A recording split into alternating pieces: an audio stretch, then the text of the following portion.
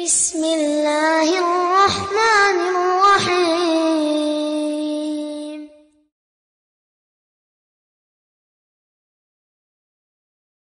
Kalamullah qadimun dahulu, azaliyun dari dahulu. Bila sautin wala harfin wala taqdimin wala ta'khirin.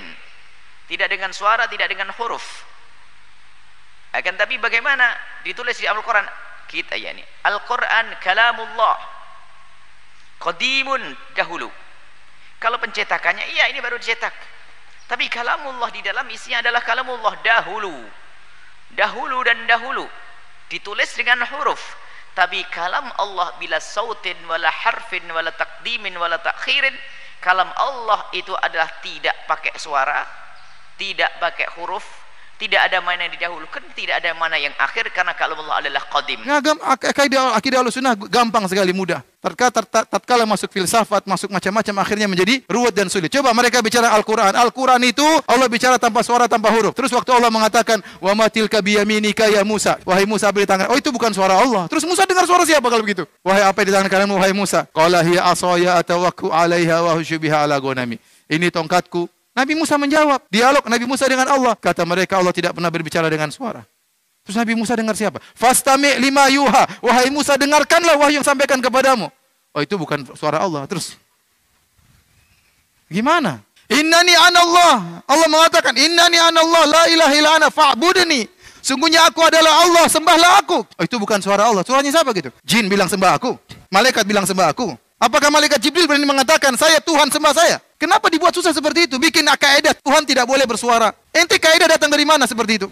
Tuhan tidak boleh bersuara. Tuhan tidak boleh berbahasa. Terus Al-Quran ini apa? Al-Quran ini apa? Oh, Al-Quran ini bukan lafal Allah. Ini Jibril yang bikin atau Muhammad yang bikin sallallahu alaihi wasallam. Makhluk berarti, iya makhluk. Begitu perkataan mereka dalam buku-buku mereka.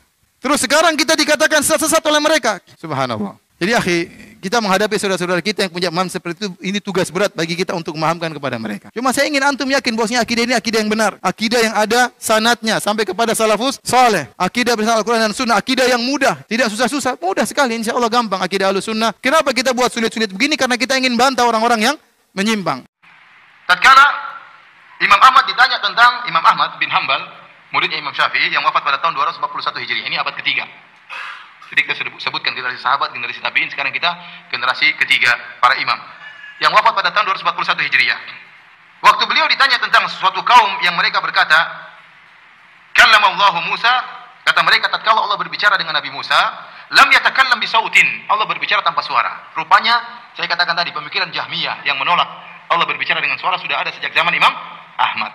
Pemikiran bahwasanya Al-Quran itu makhluk sudah ada sejak zaman Imam Ahmad. Padahal waktu di zaman Khalifah Al-Ma'mun, waktu itu yang jadi penasihatnya adalah Ibnu Abi Duat. Dan Ibnu Abi Duat adalah seorang Mu'tazilah. Dan dia berkeyakinan bahwasanya Al-Quran itu makhluk. Maka dia perintahkan bahwasanya madhab negara harus menyatakan Al-Quran itu makhluk. Bahkan para ulama dipaksa untuk mengatakan Al-Quran itu makhluk. Kalau ada yang mengatakan Al-Quran bukan makhluk, dibunuh. Sampai banyak ulama yang akhirnya harus pergi. Sampai banyak ulama yang akhirnya harus melakukan tauriyah. Ya.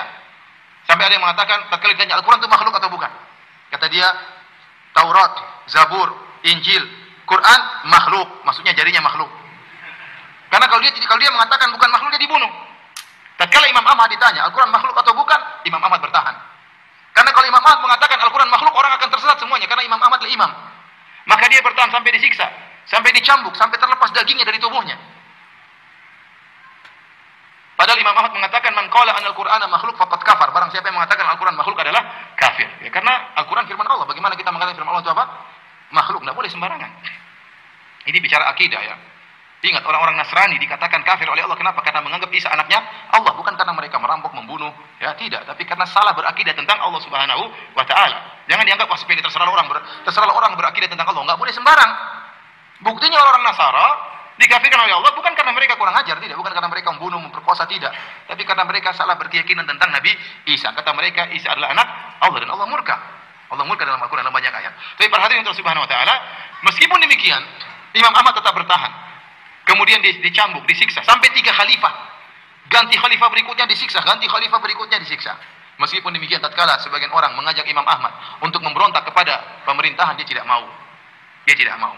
Karena meskipun perbuatan itu perbuatan kufur, keyakinan tersebut keyakinan kekufuran, namun para pemerintah tersebut punya syubhat. sehingga mereka tidak dikafirkan oleh Imam Ahmad rahimahullahu taala. Tatkala Imam Ahmad diajak untuk memberontak, dia tidak mau karena dia tahu mereka tidak kafir, karena meskipun mereka memiliki keyakinan kekufuran, namun mereka terkena syubhat.